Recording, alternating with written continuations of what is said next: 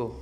Good day everyone! So for today, I'm going to perform gastric lavage. So what's the purpose of having this procedure? So this procedure is also called gastric irrigation, in which we need to wash the stomach contents of the client. So the procedure is also indicated to the patient who swallowed wrong medication or who swallowed poisonous that may harm the intestine or the stomach of the clients or the overall function of the system of the clients. So first, we're going to introduce first our materials that we're going to use. I have here a pair of glove, a draped towel, an emesis basin, a saline solution that we're going to instill on the patient's stomach. And we also here a tissue paper and an asepto syringe.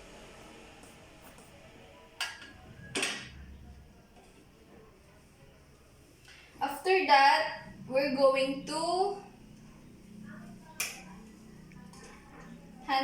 have our hand hygiene to prevent the spread of microorganisms.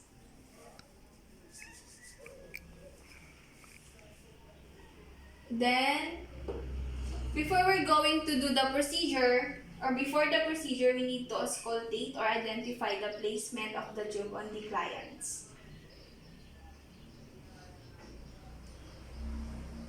Using an stethoscope, we need to unclamp first the clamp of the tube. Then, we're going to unclamp here, and then we're gonna kink it. Always kink the tube to do not allow the air to be inside or introduced inside the tube.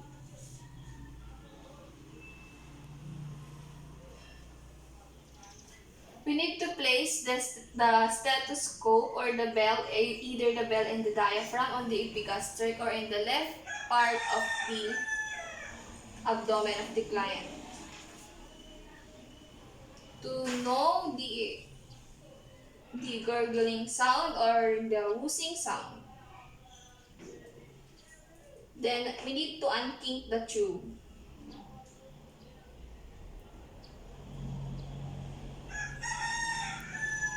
To hear the wheezing sound, we need to have a gently pressed on the bulb of the tube.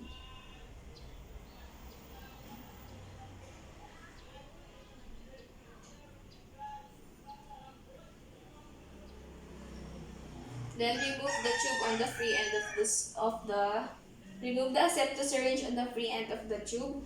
Then if we notice the whoosing sound, it means to say that the tube is already placed inside the stomach of the client. But if not, the tube is not attached to the stomach. So we need to advance the tube in order to reach the stomach part.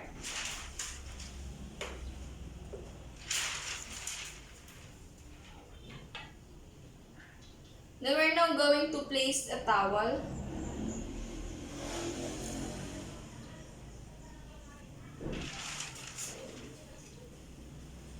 to avoid the patient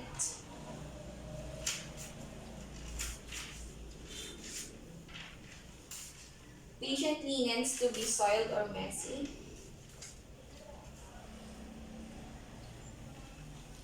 Then we need to place our gloves since we're dealing with fluids.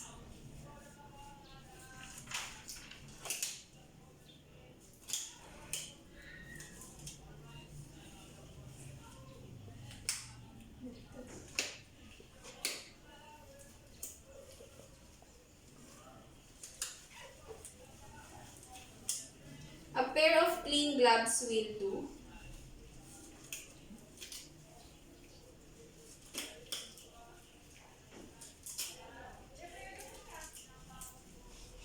Now we need to withdraw 30 ml of saline solution using an asepto syringe.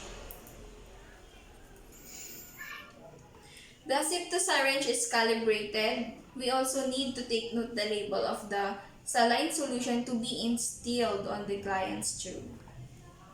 So, aspirate 30 ml of saline solution. Then we need to unclamp again the tube. Unclamp the tube again. Then we're going to kink again or pinch again the tube. Then place the aseptus syringe or the end of aseptus syringe on the free end of the tube.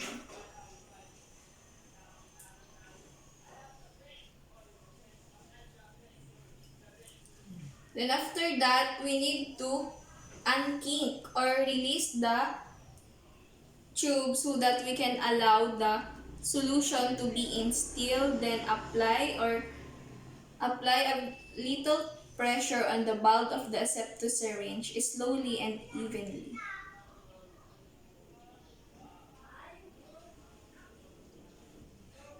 As well injecting the saline solution, we need to take note on any resistance of the client. Or if the client will experience nausea, vomiting, or discomfort. We need to assess all those. Then, another position wherein we can instill another 30 ml saline solution. We can reposition the client on side lying position.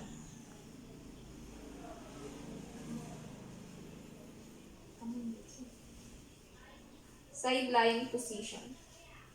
Then, aspirate again another 30 ml of saline solution.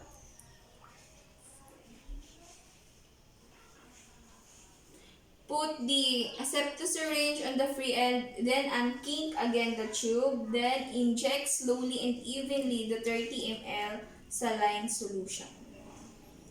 We need to take note again another resistance or the client if the client experiencing nausea, vomiting, or discomfort. Then always kink the tube if we're going to remove the aseptus syringe. Then reposition the client on semi-polar position. Then, we're now going to aspirate the content we instill the while back. Place again the aseptus syringe on the free end of the tube, then unkink again the tube. Then we need to press the bulb of the aseptus syringe before we're going to put it on the free end of the tube to allowing the contents to be aspirated. Tataas yung contents galing sa stomach ng client. Tatanggalin. Then, some fluids can be seen as grayish, yellowish, greenish, ganun. Then we need to put it on the Mace's basin. Aspirate.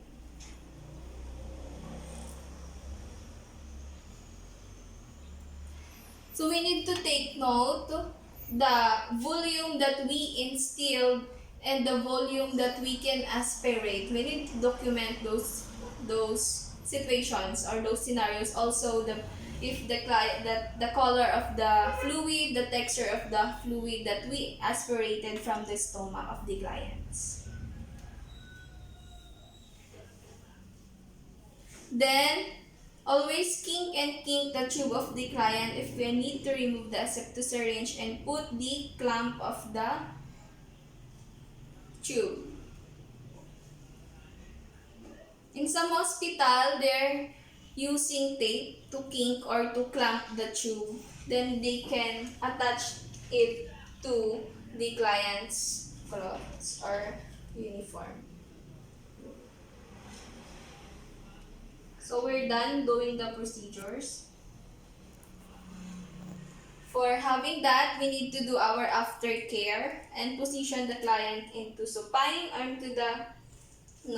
into semi-forward position. Then we need to remove our gloves.